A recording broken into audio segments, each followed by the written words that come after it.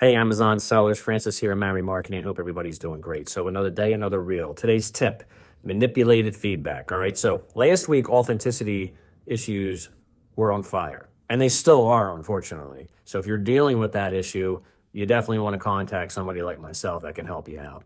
In regards to manipulated feedback, that is also making a comeback right now.